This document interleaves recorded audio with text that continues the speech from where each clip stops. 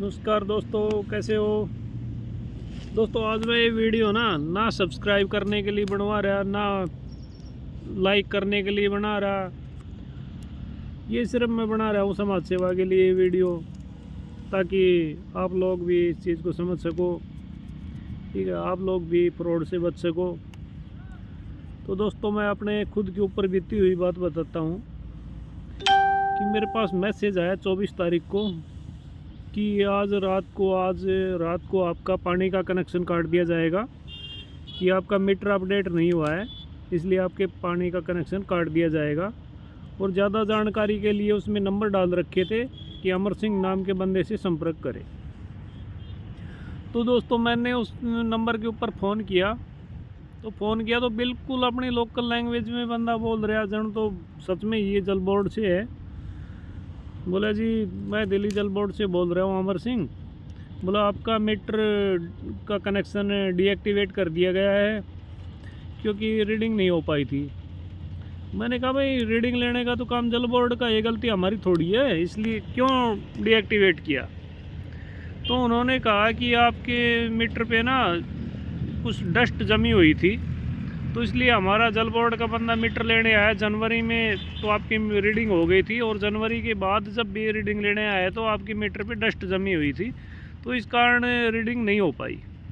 तो मैंने कहा, भाई घर के बाहर ही मीटर लगा हुआ है, बता देते, हम साफ करके दिखा देते हैं रीडिंग।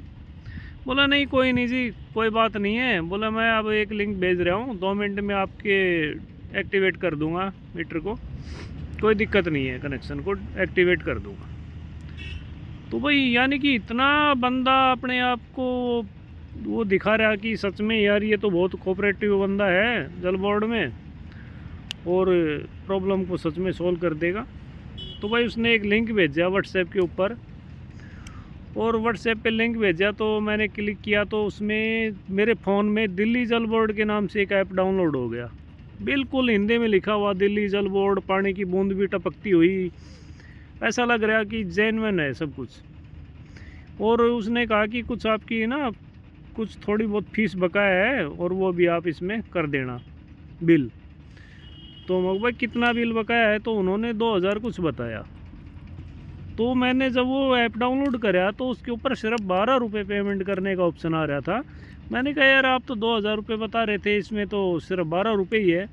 बोले, तो एक्टिवेट होने का वो है फीस सिर्फ, और जो आपकी बिल आया हुआ है वो आप बाद में भरते रहना, कोई दिक्कत नहीं है, लेकिन फ़िलहाल आपको 12 रुपये पेमेंट करनी है। तो भाई 12 रुपये पेमेंट करने का ऑप्शन देखते ही दिमाग में ऐसे आया, यार इसको तो मैं अब कर भगाता हूँ। बंदा जब ज़्यादा ही ऑनलाइन पेमेंट करने लग जाता है या कोई काम ज़्यादा करने लग जाता है, तो उसके लिए एक छोटा उसमें से उसी काम का छोटा से दिखा दिया जाता है, तो बंदा एकदम से सोचता है कि यार ये तो बहुत ईजी है, आराम से कर देते हैं। 12 रुपये पेमेंट करनी थी, झटके से करने की कोशिश करी। तो मैंने कहा, भाई इस पर बार कोड वगैरह नहीं है, सॉरी, वो स्कैन करने के लिए। तो उसने कहा, नहीं, ये तो अकाउंट में डालने पड़ेंगे, आपके क्रेडिट कार्ड या डेबिट कार्ड से आप पेमेंट कर सकते हो, यही तरीका है करने का। तो मैंने अपना अकाउंट का वो जो मेरा एटीएम कार्ड है उसके नंबर वगैरह डाले, तो मैंने ओटीपी वगैरह भरे। तो सबमिट करने के बाद में ऑप्शन आ रहा है कि आपके बैंक का सर्वर डाउन है। तो बोला, जी आपके पास कोई दूसरा अकाउंट हो तो उससे कर लो, इस पर आपका बैंक का सर्वर डाउन है, तो जल्दी से कर दो। तो मैंने मैडम का भी एटीएम लिया और उसकी भी डिटेल डाली, सॉरी उसकी नेट बैंकिंग से था, तो उसकी नेट बैंकिंग की डिटेल डाली और ओटीपी वगैरह भर दिया। तो उसके ऊपर भी यही शो हो रहा कि आपकी भी बैंक का सर्वर डाउन है। बोला, जी आपका कोई तीसरा अकाउंट हो तो उसका भी कर दो। बोले, ये दोनों आपकी सर्वर डाउन है, तीसरे अकाउंट से करके देख लो। मैंने कहा, नहीं भैया, हम सुबह करेंगे पेमेंट।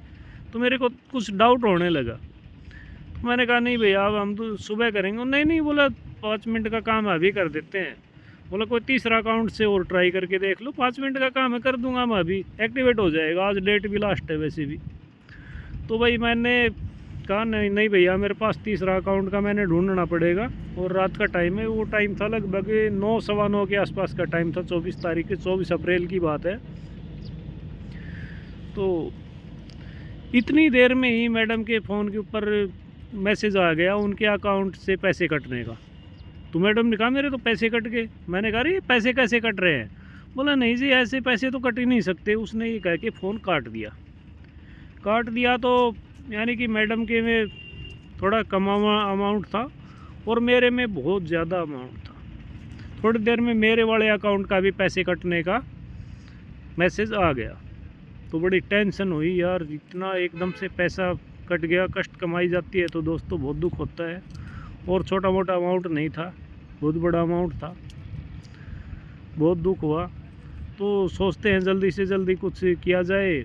तो हमने जो टोल फ्री नंबर होते हैं उनके ऊपर कॉल करी साइबर फ्रॉड के लिए। तो और पुलिस में भी फ़ोन किया 112 नंबर पे। तो वे कह रहे थे कि ठीक है जी हम आ रहे हैं। तो वेट किया, सोचा यार कहीं और चले गए तो कंप्लेंट करने के लिए, तो हो सकता है पीछे से पुलिस वाले आ जाए। तो भाई काफ़ी देर वेट करने के बाद हम थाने में ही पहुंच गए। थाने में पहुंचे तो बिल्कुल ढीला ढाला काम उनका, पालम थाने में चले गए। तो बिल्कुल ऐसा उनके महसूस ही ना है कि किसी के नुकसान हो गया या नहीं हुआ।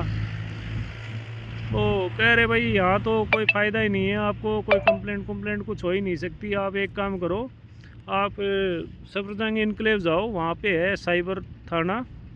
तो सफदरजंग इनक्लेव में जाके आप कंप्लेंट कराओ।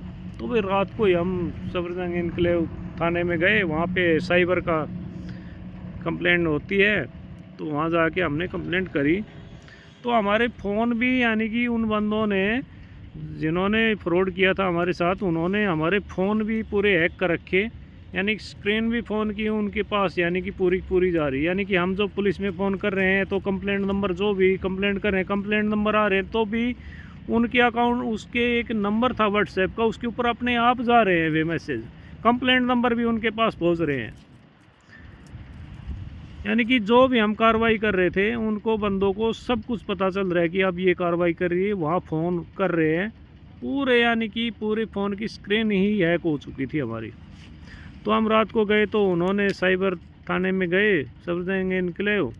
तो वहाँ पे उन्होंने कुछ कोड वगैरह निकाल के हमारे व्हाट्सएप के डिलीट करवा दिए व्हाट्सएप, और कुछ कोड लगा के तो हैक से फ़ोन निकाले। तो वहाँ पे कंप्लेंट करी। लेकिन दोस्तों कंप्लेंट करी तो उन्होंने कहा कि 3 दिन बाद आईओ मिल जाएगा। तो 3 दिन बाद आईओ भी मिल गया।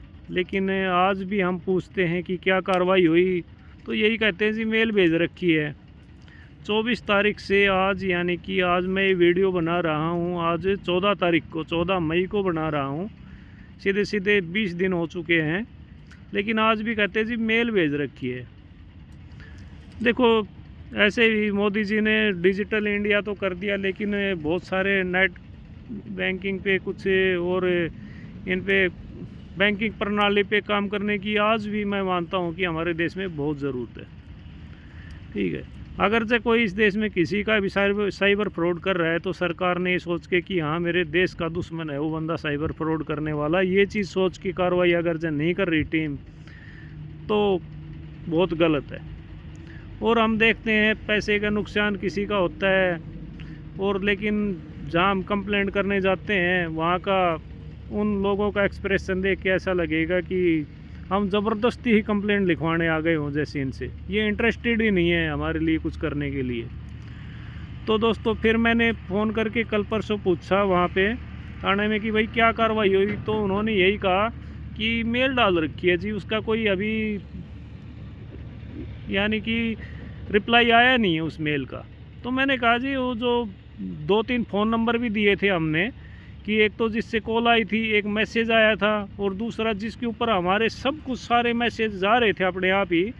तो उन फ़ोन का क्या किया आपने? उस नंबर के ऊपर कुछ संपर्क किया या कुछ कार्रवाई करी, FIR करी, या उस बंदे का पता लगाया? बोला नहीं जी उनका पता लगाने का तो कोई फ़ायदा ही नहीं है, वे तो सारे ऐसे ही फ्रॉड सिम लेके करते हैं फ़ोन। तो दोस्तों इस चीज़ से तो मैं संतुष्ट हूँ नहीं। देखो हमारे देश में और भी कुछ कार्रवाई होने की, यानी कि बहुत ज़्यादा इस पे काम करने की ज़रूरत है।